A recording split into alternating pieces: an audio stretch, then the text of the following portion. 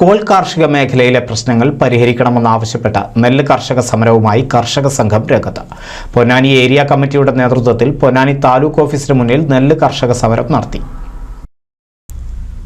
വിളനാശം സംഭവിച്ച നെൽകർഷകർക്ക് നഷ്ടപരിഹാരം നൽകുക, നെല്ല് സംഭരണം ഫലപ്രദമാക്കുക, നെല്ലിന് നൽകിപ്പോരുന്ന ആനുകൂല്യങ്ങൾ സമയബന്ധിതമായി കൃഷിക്കാർക്ക് ലഭ്യമാക്കുക തുടങ്ങിയ ആവശ്യങ്ങൾ ഉന്നയിച്ചാണ് പൊന്നാനി താലൂക്ക് ഓഫീസിന് മുന്നിൽ നെല്ല് കർഷക സമരം നടത്തിയത്.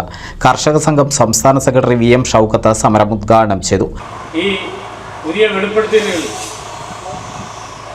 ഇലക്ട്രൽ ബോണ്ട് അതിൻ്റെ വിശദാംശങ്ങൾ വെളിപ്പെട്ടപ്പോൾ ഇന്ത്യയിലെ ഏറ്റവും പ്രധാനപ്പെട്ട രാഷ്ട്രീയ പാർട്ടി എന്ന് വിശേഷിപ്പിക്കുന്ന BJPയുടെ അമിത്ഷാക്ക് MRFൽ എന്നൊക്കെ ഷെയറുണ്ട്. അപ്പോൾ പിന്നെ എങ്ങനെയാ കൃഷിക്കാർക്ക് റബ്ബറിന് ഏറ്റവും പ്രധാനപ്പെട്ട വിഭവമായിട്ടുള്ള റബ്ബറിന് വില എങ്ങനെ ലഭിക്കുക? അതേപോലെ തന്നെ ഇപ്പോൾ കാർഷിക മേഖലയിൽ ഏറ്റവും പ്രധാനപ്പെട്ട വിഭവമാണല്ലോ നമ്മളൊക്കെ അരി ആഹാരം കഴിക്കുന്നവരാണ്. നെല്ലിൻ്റെ കാര്യം എടുക്കുക. നെല്ലിൻ്റെ കാര്യത്തിൽ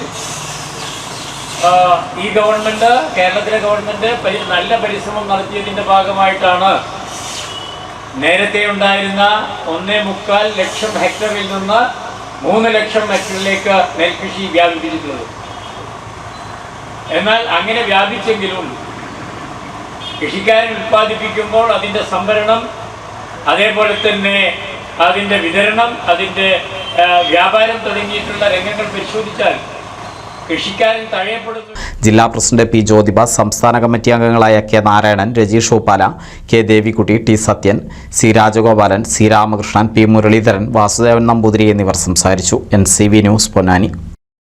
പുതുമയാർന്ന ഡിസൈനുകളിൽ ഡയമണ്ട് കളക്ഷനുകൾ, വിവാഹ പാർട്ടികൾക്ക് നേടാൻ സ്പെഷ്യൽ പാക്കേജുകൾ.